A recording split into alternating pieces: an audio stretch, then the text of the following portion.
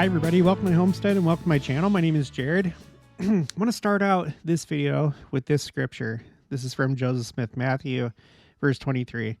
Behold, I speak these things unto you for the elect's sake, and ye shall also hear, you also shall hear of wars and rumors of wars. See that ye be not troubled, for all I have told you must come to pass, but the end is not yet. So, wars and rumors of the wars, that's one of the signs of the times, right? And there have been a lot. Ever since the time of Joseph Smith, there have been a lot of wars, a lot of rumors of wars. But especially now, in this year, 2024, there's a lot going on. And I want to show you a few things. We're going to look at a couple different articles. And I found another bookend to President Nelson's presidency. So there's this article from Reuters. NATO to hold biggest drills since Cold War with 90,000 troops. All right, so let's read this first and let's look at the bookends, okay? And I don't know if you've heard about this already or not. So we're not, but okay. NATO is launching its largest exercise since the Cold War, rehearsing how U.S. troops could reinforce European allies in countries bordering Russia and on the alliance's eastern flank if a conflict were to flare up with a quote-unquote near-peer adversary, or in other words, Russia.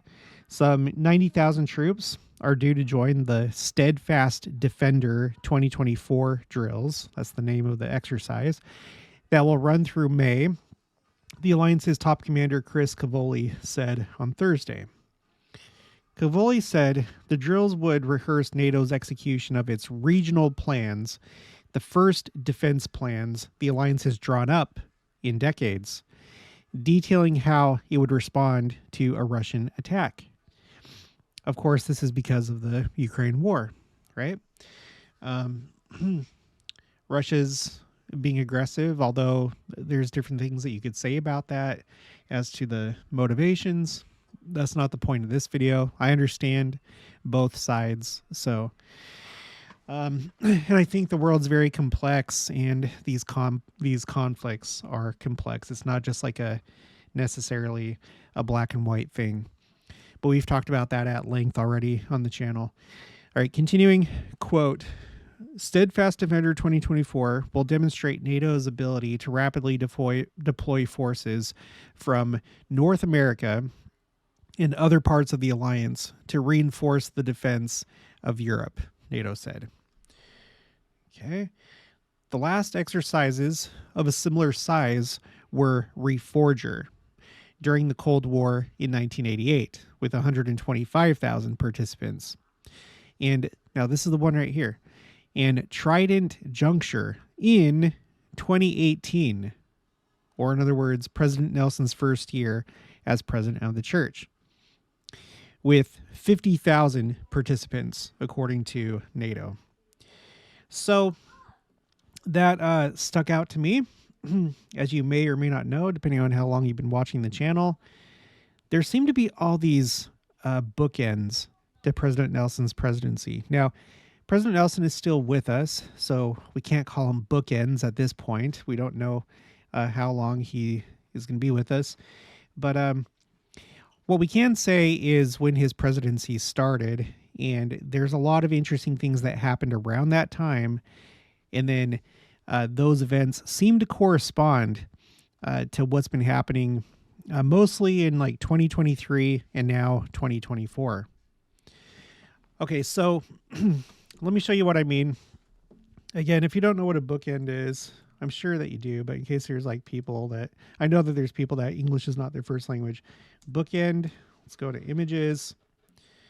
So it's these things that you put on either side of a bunch of books to keep them upright, right? So that's a bookend. So let's apply that to these events and President Nelson's presidency. So his first year, he had Trident Juncture 2018, and that was the largest NATO exercise since the end of the Cold War, according to this Yahoo News article, which I'll put in the description below in case you want to check it out. Well, that's no longer the case. this year in 2024. Now it's going to be Steadfast Defender 2024. It will be the largest NATO exercise since the end of the Cold War. So it's interesting timing in light of what I'm about to show you and what I've already showed on the channel before. Another bookend was in 2018. That's when we had the Paradise, California fire that destroyed an entire town, or at least the vast majority of it. And then we had a similar occurrence, but this time in Hawaii in 2023. It was the Lahaina fire, and most of that city was destroyed.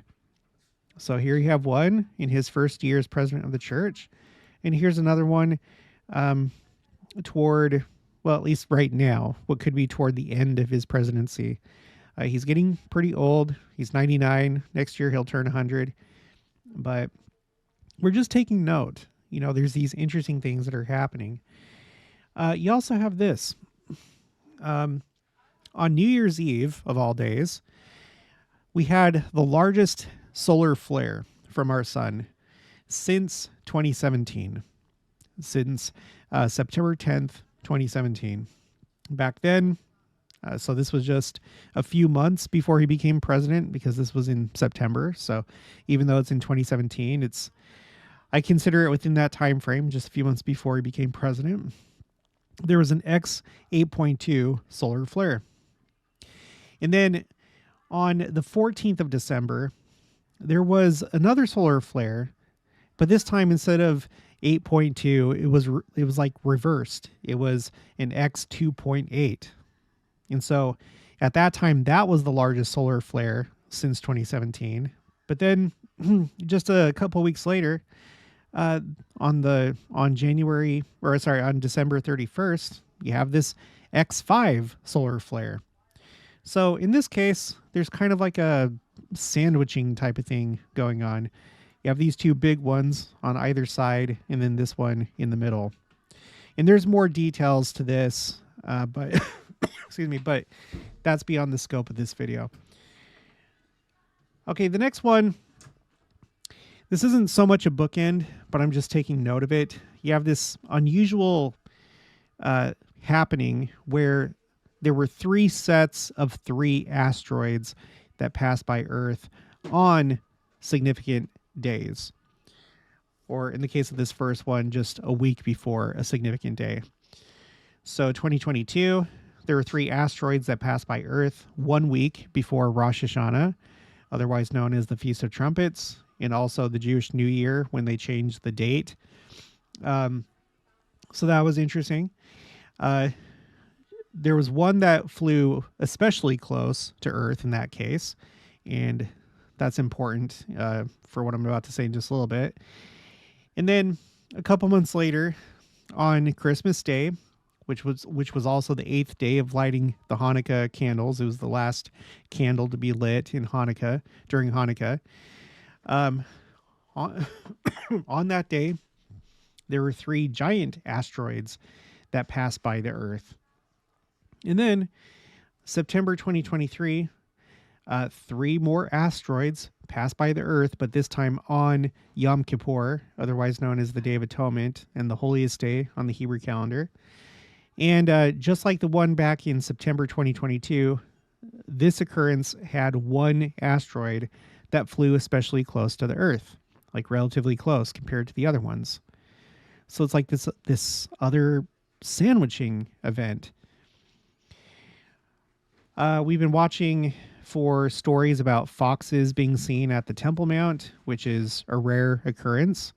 And the Jews place significance on that because they view it as tied to a prophecy of Jerusalem being rebuilt, which it has been, but ultimately the temple being rebuilt, the third temple. And what's interesting is the first time that we have any article talking about foxes being seen on the Temple Mount, that came from 2019, which was President Nelson's second year as president of the church. And it was seen during the 9-day austerity period preceding Tisha B'Av. Tisha B'Av is the day on the Hebrew calendar that they believe that the two temples were destroyed, as well as other tragedies in Jewish history, like the Holocaust and the Spanish Inquisition and stuff like that. So it's the saddest day on the Hebrew calendar. But being that they saw foxes in that time frame was special, because it's like a promise. It's a sign to them that the temple's going to be rebuilt soon. So it's perfect that you would have that during the time of Tisha B'Av. And then last year, January 17th, there were more foxes seen on the Temple Mount. And then later in the year, on the 26th of July, foxes were again seen on the Temple Mount, but this time it was on the day of Tisha B'Av.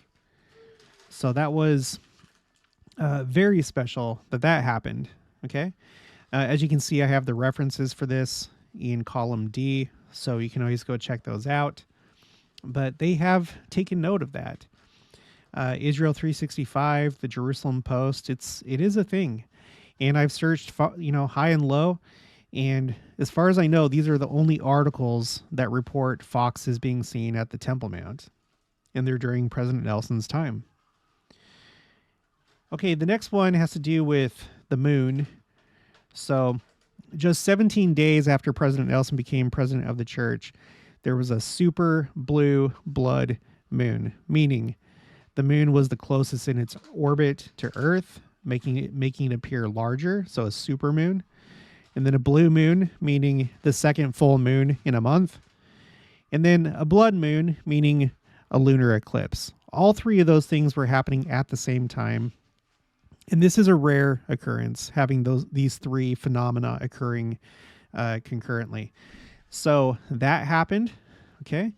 And then the next blue moon was on Halloween of 2020. And, blue moons, they happen every several years, so it's not like that's unusual. But then last year on August 30th, we had a blue moon again, but this time it was a super blue moon, which that is also somewhat rare.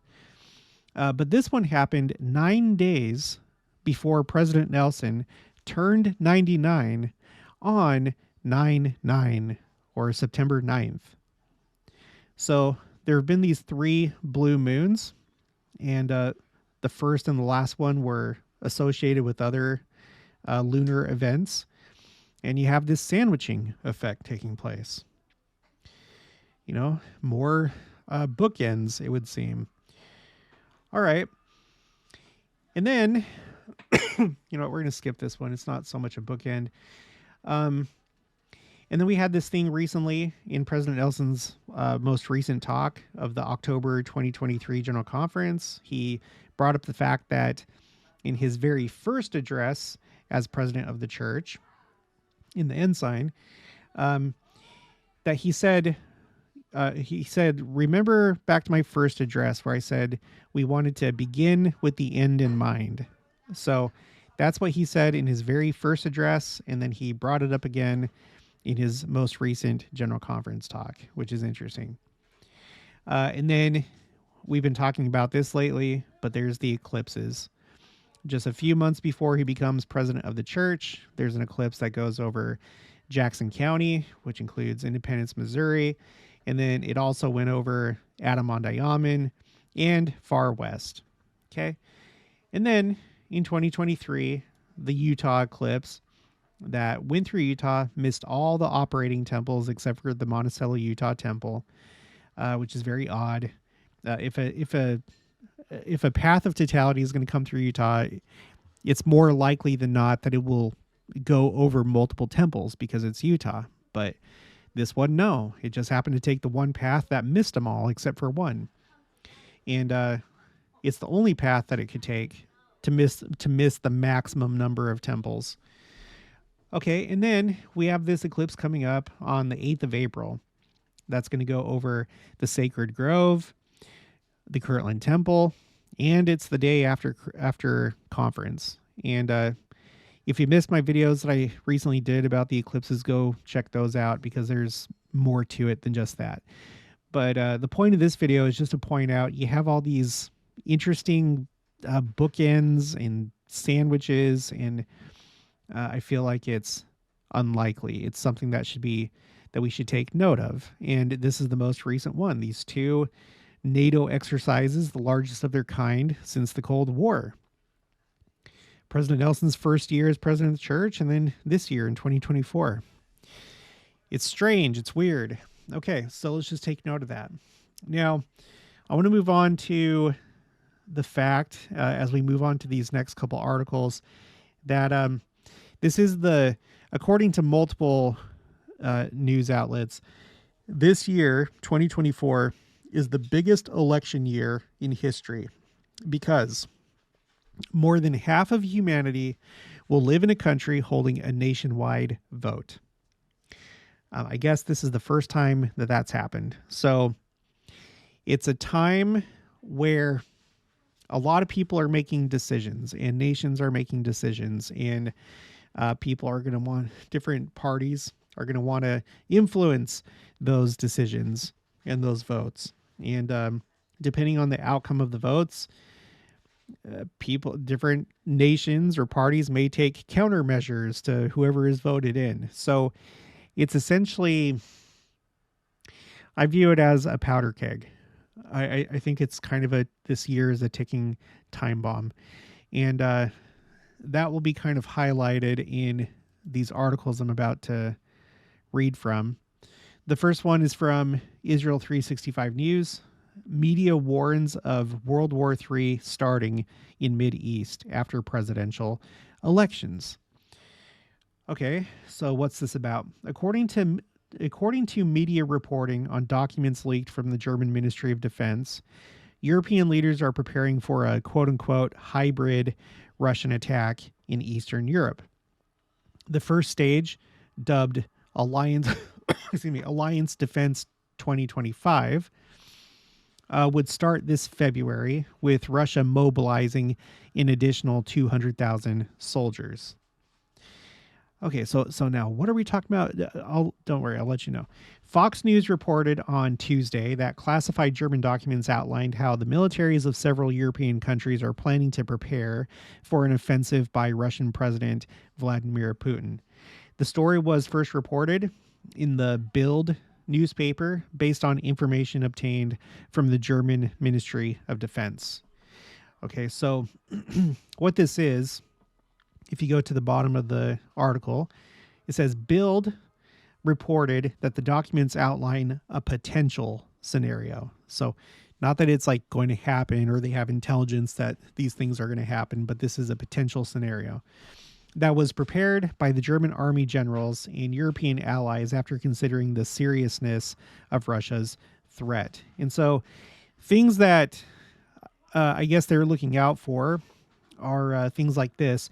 Russia would begin launching severe cyber attacks, which we've talked about this at length in other videos. The idea of manipulating the media, social media, trying to fan the flames in other countries, try and destabilize other countries by use of social media and other things, which I believe was the reason that we saw the Arab Spring back in 2012, around that time.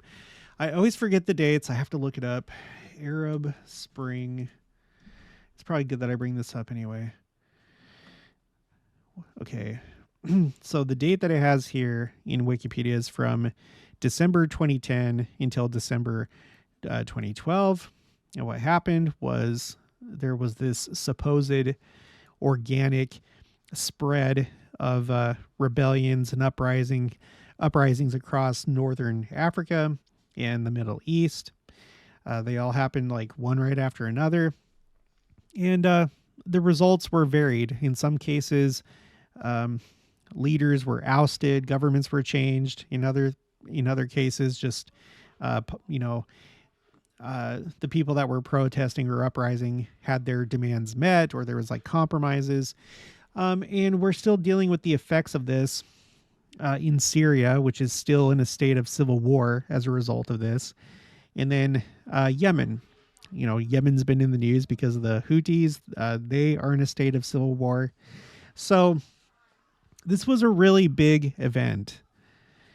And we've had this issue of asymmetric warfare, fourth and fifth generation warfare, where it's not just guns, it's not just tanks, it's now the internet and other non-conventional means of achieving your ends. So I fully expect this to be a year of chaos and different groups, rising up, different factions within different countries, probably including in the United States and everywhere where this is going on. So anyway, back to the article. So I think we have that to look forward to. Yay. And then later, Russia could use the U.S. presidential election as an opportunity to disperse more propaganda of fictional border conflicts or riots with numerous deaths to incite violence. And then use that to, anyway, it's just this game of chess of like trying to make things seem a certain way so that you look justified, and building up justification for your what you do next. So, oh my gosh, yeah. And then later in the article, Newsweek reported on Tuesday that Margarita Simonian, editor-in-chief of the Russian state-owned broadcaster RT, predicted that World War III will, quote-unquote, definitely break out in the Middle East. Of course, she doesn't know that, but continuing, quote, "In now the Third World War. Whether a world war will break out now or a little later depends on whether Washington believes that it will be useful to it now, before the elections, or vice versa. Judging by the choral silence of the American media, they are still thinking. A world war will definitely start, and with almost complete probability, precisely in the Middle East." Now, just please, I know about RT. You don't need to tell me, but this could be right. I would not be surprised if this is right. Right now in the United States, ever since 2017, everybody has really lost their minds when it comes to politics. Everybody. Many people have become just radicalized one way or the other. There's radicals on both sides that don't actually bring about solutions. They just cause more chaos and then lend themselves over to the people that manipulate them. And so I fully expect that this year will be chaotic, and who knows, there could be plans in place by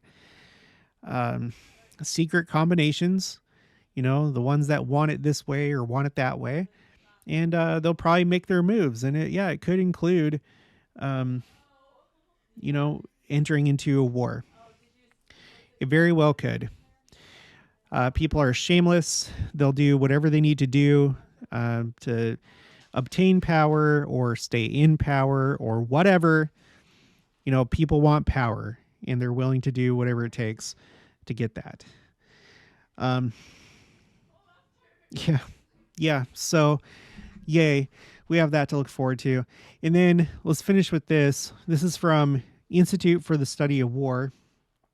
And they're talking about the Ukraine war and what may happen if the West just stops supporting Ukraine and let them fall to Russia, some of the consequences of that. And of course, who knows? Nobody is a fortune teller, fortune teller. Nobody can see into the future. You can have your best guesses, but let's see what they say. The United States has much higher stake in Russia's war on Ukraine than most people think. A Russian conquest of all Ukraine is by no means impossible if the United States cuts off all military assistance and Europe follows suit. Such an outcome would bring a battered but triumphant Russian army right up to NATO's border, from the Black Sea to the Arctic Ocean. The Ukrainian military, with Western support, has destroyed nearly 90% of the Russian army that invaded in February 2022, according to U.S. intelligence sources. But the Russians have replaced those manpower losses and are ramping up their industrial base to make good their material losses at a rate much faster than their pre-war capacity had permitted. And I guess that makes sense, doesn't it? Because isn't that typically what happens in war? Famously, the United States became a really strong economic power because of the war industry and producing things for the war. You get these like businesses going, and if you're like really dedicated to a war, you can really ramp things up, and so that makes sense. It's like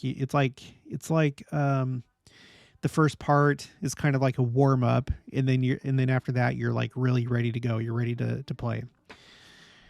Okay, a victorious Russian army at the end of this war will be combat experienced and considerably larger than the pre-2022 Russian land forces. Okay. The Russian economy will gradually recover as sanctions inevitably erode, and Moscow develops ways to circumvent or mitigate those that remain. Now, the thing I don't know is I'm still not sure if I'm really scared of Russia. I don't know that. Okay, because look at it like this. So they're struggling to win this war in Ukraine. Ukraine's a smaller country. In the beginning, when the war started, I thought that it would be like the United States when the United States invaded Afghanistan, Iraq, wherever, just short and quick, and that they'd be able to do it easily. But they haven't. They've struggled. And so I don't know that I'm worried about them invading other countries when they can't even do it with Ukraine. I know it's more complex than that, and there's it's not like they have to like invade the United States. Like I don't think that's ever going to happen, but I'm definitely not scared of that. If they can't even successfully invade Ukraine and take it. So even if they end up with a considerably larger force than the pre-2022 force, that's still not that scary to me. I don't know. So I don't know. And then I think about China, and yeah, they have more manpower, but I'm curious to see how China would do in a conflict. But I thought Russia would really be able to do it, but they didn't. And maybe China would be the same way. I don't know. Anyway, the overall military potential for the United States and its NATO allies is so much greater than that of Russia that there is no reason to doubt the West's ability to defeat any conceivable Russian military, even assuming that Russia fully absorbs Ukraine and Belarus. But as Americans consider the costs of continuing to help Ukraine fight the Russians in the coming years, they deserve a careful consideration of the cost of allowing Russia to win. Those costs are much higher than most people imagine. So that's, I think, really the real concern is not that Russia's going to like suddenly trying to, take over Europe or invade Europe or anything like that, but just these costs, which we'll have to move on to this part 2. The high price of losing Ukraine, part 2, the military threat and beyond. And there's a lot of details to it, but I'm going to just go through this kind of like summary right here. Allowing Russia to win its war in Ukraine would be a self-imposed strategic defeat for the United States. The United States would face the risk of a larger and costlier war in Europe. The United States would face the worst threat from Russia since the collapse of the Soviet Union, as a victorious Russia would likely emerge reconstituted and more determined to undermine the United States, and confident that it can. A Russian victory would diminish America's deterrence around the world emboldening others with an explicit or latent intent to harm the United States. So yeah, it's like, well, look, they didn't stop Russia. They let that go. And look at other parts in the world. They're not really stopping things. So yeah, I guess it could embolden other actors and stuff. I think Russia would be foolish if it thought that, like, if it wins the Ukraine war, again, it'd probably be because we stopped supplying the Ukrainians, and so they must realize that it's not really something to be too excited about when the other side just kind of drops out. It's not like you really won. But anyway, I don't know. So what would they like try and go for Finland or Latvia, Estonia? I don't know. Okay, but continuing, most dangerous of all, however, U.S. adversaries would learn that they can break America's will to act in support of their strategic interests. The ground truths of this war have not changed. Russia still explicitly intends to erase Ukraine as a concept, people, and state. Ukraine's will to fight remains strong. Russia has made no operationally significant advances this year, and Ukraine's will, combined with the West's collective capability, which dwarfs Russia's, can defeat Russia on the battlefield. U.S. interests still include preventing future Russian attacks on Ukraine and helping Ukraine liberate its people and territory. Supporting Ukraine is still the best path for the United States to avoid higher costs, larger escalation risks, and a greater Russian threat. What's changing is Americans' perceptions of their interests, not the interests themselves. That American perceptions are changing is not an accident. It is, in fact, precisely the effect the Kremlin has been seeking to achieve. The Kremlin's principal effort is destroying America's will by altering Americans' understanding of their interests, and this effort appears to be working. So this is where we get into psychological warfare, right? If Russia wins in Ukraine because of the collapse of Western aid, it will be because Russia has managed to shape Americans' understanding of reality such that the United States willingly chooses to act against its interests and values without realizing that it is doing so. Russia will have manipulated America into abandoning its own interests in a fight it could and should have won. That's a dangerous lesson for China, Iran, and other U.S. adversaries to learn. America's security now and in the future in Asia, in the Middle East, as well as in Europe, depends on remaining solidly connected with our strategic interests and values and demonstrating that we will not fall prey to efforts to manipulate our perceptions of those interests. So, you can debate that. I don't know. It's not like it's just like this simple situation. There's many different layers, many different facets. You can look at this from a secret combination point of view. You can look at it from the point of view that they're portraying here on the Institute the Institute for the Study of War. You can look at it in a number of different ways, and we have this tendency to like simplify things, so that we feel better, less scared, and then we just like pick a side. And man, I think the only solution is the second coming. That's the side that I take. I think that's the only solution. There's a lot of people, a lot of groups, parties that want a lot of different things, and there's all this conflict, and the world is just getting more and more complicated. And this year in particular is probably going to be very complicated because there's going to be all this information warfare from all sides, coming from everywhere, trying to persuade you to think one way or another. So sorry, I don't think it's that easy. We should pray, we should try and learn as much as we can about these issues. But I don't know. All I know is that there's interesting things going on with President Nelson and these bookends. I hope it's a sign that the second coming is close, and then we can put all this nonsense behind us.